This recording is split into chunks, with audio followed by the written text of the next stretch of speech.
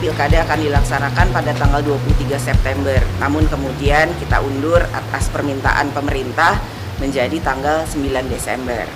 Yang menjadi kekhawatiran dari para yang menyampaikan agar ada penundaan, tentu saja saya juga memahami bahwa bagaimana jangan sampai terjadi klaster pilkada di masa pandemi COVID-19 ini. Jadi tentu saja yang harus kemudian kita sama-sama jaga adalah bagaimana kita kemudian mematuhi protokol kesehatan COVID-19 ini, yaitu menjaga jarak, kemudian tentu saja memakai masker, dan kemudian sering mencuci tangan.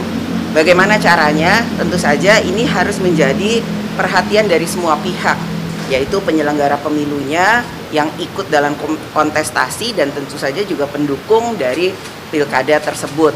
Jadi saya harapkan bahwa kita mempunyai kesadaran dan kedisiplinan untuk tetap menjaga jarak, tetap memakai masker dan mengikuti aturan-aturan yang ada, yaitu bahwa membatasi kerumunan, tidak diperbolehkan melakukan mobilisasi massa dan lain-lain sebagainya.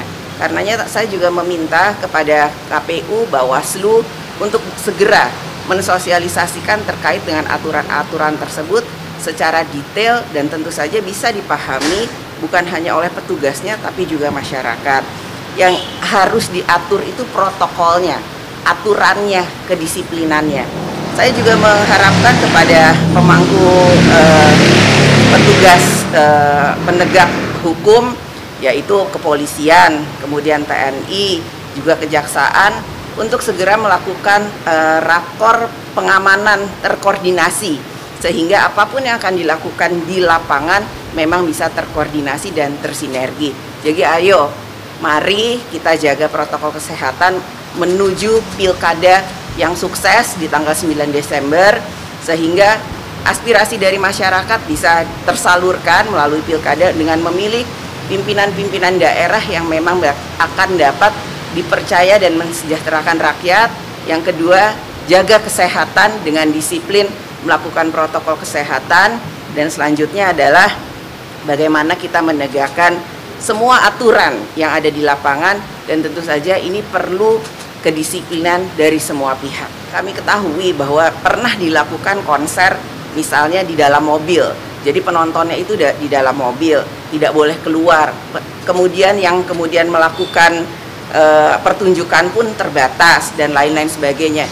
Jadi intinya adalah kreativitas dan inovasi dari calon-calon pilkada ini untuk melakukan segala hal atau suatu hal itu dalam menyampaikan visi misinya itu terkait penanganan COVID dan juga bagaimana kemudian mensejahterakan masyarakat di daerahnya masing-masing dengan tetap ketat menjalankan protokol kesehatan. DPR akan tetap terus membahas RUU Cipta Kerja secara hati-hati, transparan, terbuka, dan tentu saja dengan mengedepankan dan mengutamakan kesinambungan pelaksanaan dari hasil RUU Cipta Kerja ini, sehingga mempunyai legitimasi yang kuat untuk bisa dipergunakan dalam membangun bangsa dan negara. Jadi apakah ini akan selesai atau tidak, apakah ini akan segera diselesaikan, saya tetap meminta DPR untuk melaksanakan hal tersebut.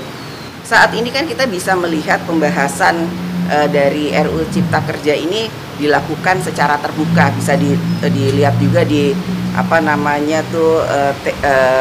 TV parlemen dan lain-lain sebagainya.